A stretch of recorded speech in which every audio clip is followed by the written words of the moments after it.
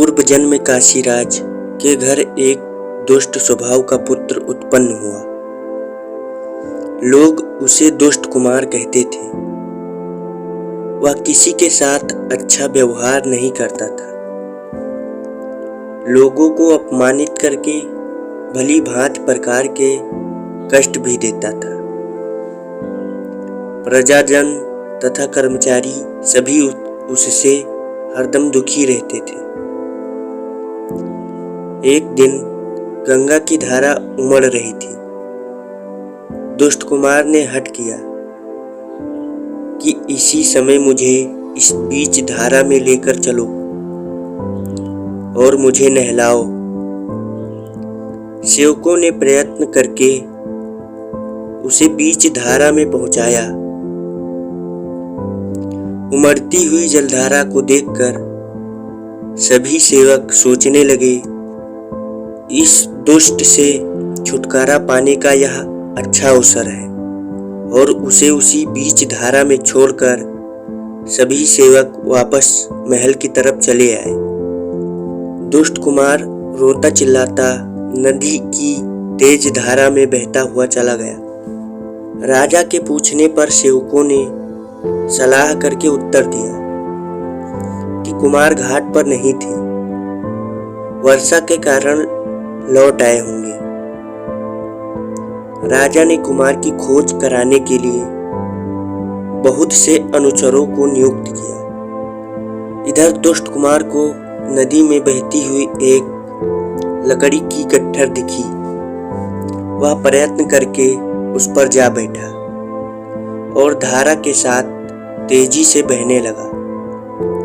थोड़ी दूर जाने पर पानी से अपनी रक्षा करने के लिए एक सर्प, एक चूहा और एक तोता, उन सभी ने भी उसी लकड़ी का सहारा लिया। धारा में डूबने के भय से दुष्ट कुमार पहले से ही घबराया हुआ था। अब उस लकड़ी के गट्ठर पर एक विषधर सर्प और उसकी बगल में चूहा और तोता को देखकर वह और भी भयभीत हो गया और जोर जोर से चिल्लाने लगा। उस समय भगवान बोधिसत्व एक ब्राह्मण परिवार में जन्म ले गंगा तट पर कुटी बनाकर रहते थे। मनुष्य का क्रंदन सुन वे तट पर गए और लक्कड़ पर बैठे हुए उन चारों प्राणियों की दुर्दशा देखी। दया से उनका हृदय भर उठा और उन्होंने धारा में घुसकर बड़े यत्न से उस लक्कड़ को किनारे पर लाकर उन चारों की रक्षा की। स्वस्थ होने पर चारों प्राणी अपने अपने घर को चल दिए। चलते समय सर्प बोला, हे उपकारी, मेरे पास 40 स्वर्ण मुद्राएं हैं। मैं बड़े यत्न से आज तक उनकी रक्षा करता रहा हूँ। यदि वह धन आपके काम आ सकता है तो आप जब चाहें तब उसे ले सकते हैं। उसके बाद चूहे ने कहा, हे दयामय, मेरे पास भी 30 कोटि स्वर्ण मुद्राएं हैं। आप जब चाहें उन्हें ले सकते हैं। तोते ने कहा, हे देव, मेरे पास स्वर्ण मुद्रा तो नहीं है, परंतु मैं आपको लाल धन दे सकता हूँ। बोधिसत्व ने सबका पता ठिकाना पूछा और उन्हें विदा किया। दुष्ट कुमार को सर्प, तोते और चूहे के साथ होने वाला सद्व्यवहार अच्छा न लगा।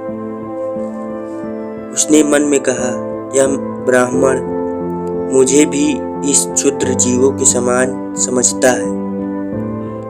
इसने मेरा बड़ा अपमान किया है। मैं इसे इसका मजा जरूर चखाऊंगा। प्रत्यक्ष में उसने ब्राह्मण से केवल इतना ही कहा, जब मैं राजा हूँ उस समय आप काशी अवश्य आइएगा। बहुत दिन बीत जाने पर बोधिसत्व को इन चारों मित्रों का फिर ध्यान आया। उनकी परीक्षा लेने के लिए वे पहले सर्प के निवास स्थान पर गए और उसे पुकारा।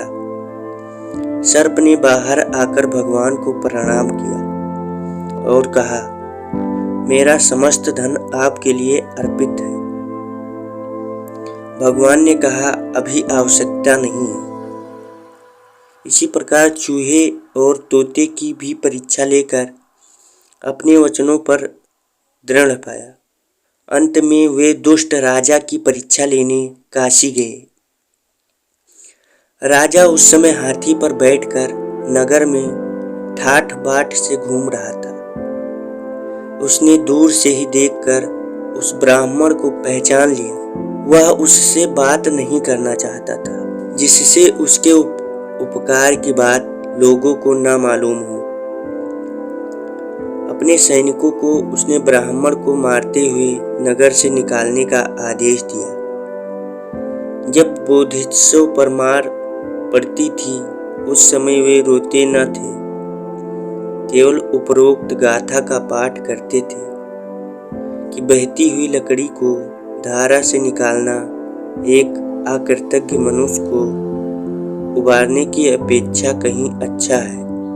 यही ब्राह्मण और दुष्ट राजा कहानी का सार भी है। भीड़ में कुछ पंडित भी थे। उन्होंने उसका अर्थ समझने के लिए सैनिकों को रोककर बोधिसत्व से बातचीत की। राजा के कर्मों के बारे में पता चला और सारी बात मालूम हुई तो सैनिकों समेत जनता ने विद्रोह कर दिया। वे पहले से ही उसके अत्याचारों से परेशान थे। दुष्ट राजा वहीं पर मारा गया और बोधिसत्व को काशी के राज सिंहासन पर बिठाया गया। सर्प, चूहे और तोते ने अपनी अपनी भेंट यथा समय बोधिसत्व के चरणों में उपस्थित कर दी। भगवान बुद्ध ने कहा, वही दुष्ट राजा इस जन्म में देवदत्त होकर उत्पन्न हुआ।